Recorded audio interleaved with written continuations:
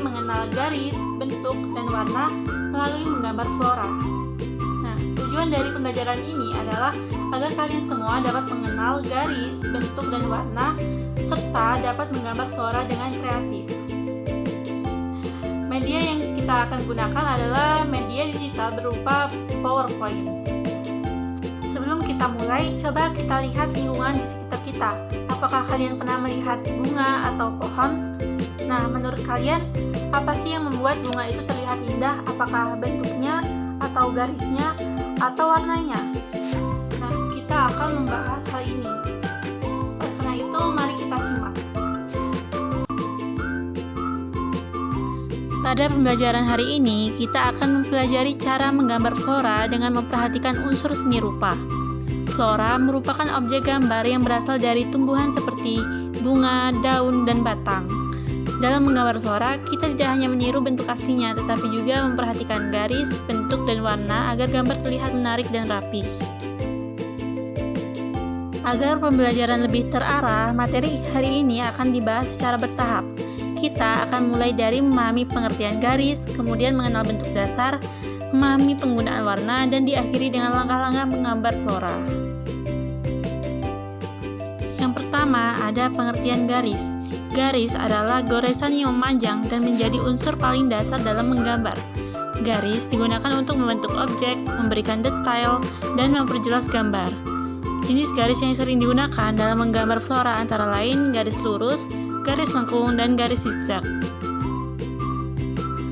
Dalam menggambar flora, garis memiliki peranan yang sangat penting. Garis lengkung biasanya digunakan untuk menggambar kelopak bunga karena bentuknya yang melengkung.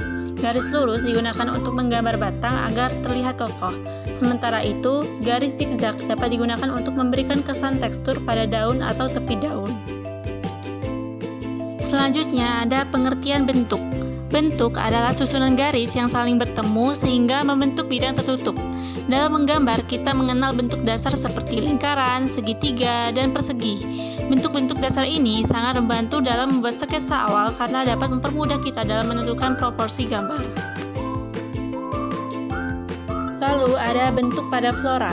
Objek flora dapat disederhanakan menjadi bentuk-bentuk dasar. Lingkaran dapat digunakan untuk menggambar bagian tengah bunga, bentuk oval untuk daun, dan segitiga untuk kelopak bunga. Dengan menggunakan bentuk dasar, proses menggambar akan menjadi lebih mudah dan hasil gambar akan menjadi lebih proporsional. Lalu selanjutnya yaitu warna. Warna merupakan unsur seni rupa yang memberikan keindahan pada gambar. Warna primer itu terdiri dari merah, kuning, dan biru. Warna-warna ini dapat dikombinasikan untuk menghasilkan warna lain. Pemilihan warna yang tepat akan membuat gambar flora terlihat lebih hidup dan menarik. Dalam menggambar flora, penggunaan warna tidak harus selalu sama dengan warna aslinya. Daun tidak selalu harus berwarna hijau, dan bunga juga dapat diberi warna sesuai kreativitas masing-masing. Hal ini bertujuan untuk melatih imajinasi dan ekspresi seni siswa. Nah, setelah kita memahami garis, bentuk, dan warna pada flora, sekarang kita masuk ke langkah-langkah menggambar flora.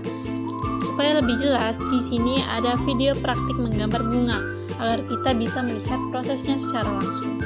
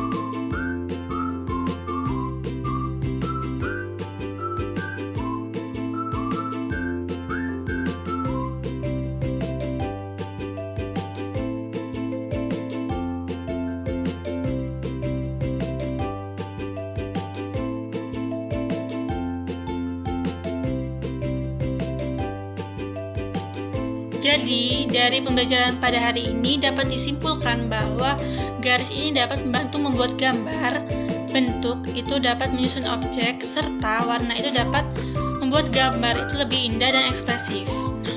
Jadi, menggambar itu tidak hanya meniru, tetapi juga mengekspresikan ide dan perasaan. Jadi, menggambar itu bukan hanya meniru, tetapi juga mengekspresikan ide dan perasaan.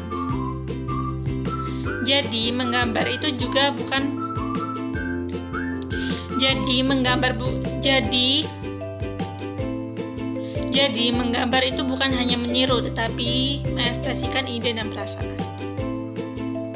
Jadi menggambar bukan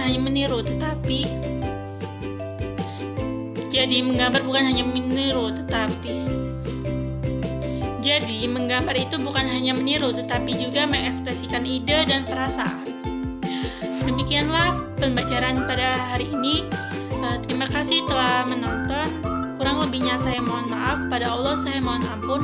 Wassalamualaikum warahmatullahi wabarakatuh.